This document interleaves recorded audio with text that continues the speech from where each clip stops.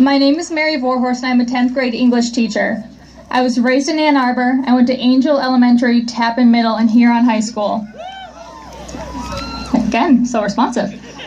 I completed my student teaching here at Pioneer in Mr. Sansbury's 9th grade English class. My second day of student teaching also happened to be the day that the teachers and staff first underwent ALICE training, a brand new program launched nationwide just the year before, designed to train teachers in the latest protocols in the event that there is a live shooter in the building. For those of you who don't know, ALICE is an acronym standing for Alert, Lockdown, Inform, Counter, and Evacuate. And at the time, the training was revolutionary in that it used a combination of traditional direct instruction in tandem with an immersive simulation exercise. The day started with an emotionally annihilating couple hours in the auditorium, analyzing the events that unfolded at Columbine, Virginia Tech, and Sandy Hook. We watched surveillance videos, heard 911 call recordings, studied diagrams of classrooms and shooter movements and body counts. This was gritty, chilling, psychologically grueling training where police officers taught us strategies and tactics with grave seriousness and intensity before taking us downstairs into the depths of the science wing, past a sign that said, "Do not enter, simulation in progress."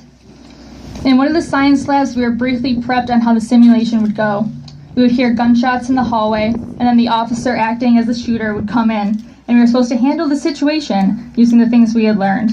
So we sat patiently and waited for the sound of gunfire. I had expected some pre-recorded muffled sounds to be played from afar, and then one of the police officers from the presentation before to come in with his gun drawn, and we would calmly and skillfully put into practice all the things we had learned. That is not what occurred.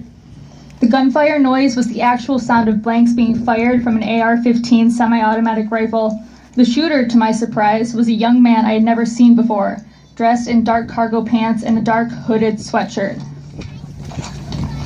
This is an excerpt from the description of the event that I wrote the day after. There was a man yelling right outside the door, and the gunfire was cracking and ringing and cracking and ringing, and the door was opening and there was a man, and suddenly he was inside the room, and we were all in the corner cowering.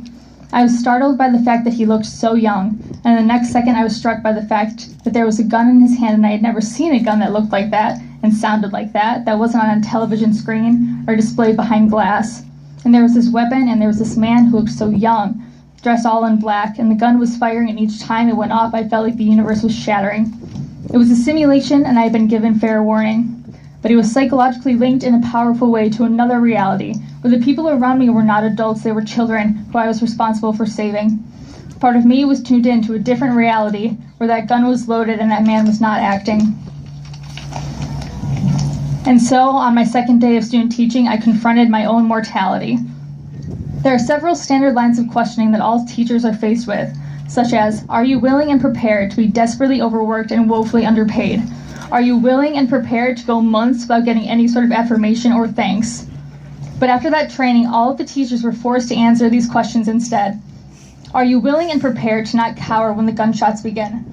Are you willing and prepared to take a deep breath and steady your hands when there's a person outside your classroom seconds away from coming in? A person with a gun, a belt full of ammunition, and a plan that involves ending as many lives as he can. Armed with a semi-automatic weapon and a backup gun tucked in his pants in case the other one jams. A person outside the door coming to take the lives of your kids. Are you willing and prepared to die protecting them? Are you willing and prepared for this? Are you willing? And teachers nationwide have been presented with this and have answered yes. I will die for them. I accept that risk. As teachers, our job includes ensuring the safety of our students and giving all we have to make sure their lives are not stolen from them. But it is not our job to carry a gun and take the life of another human being.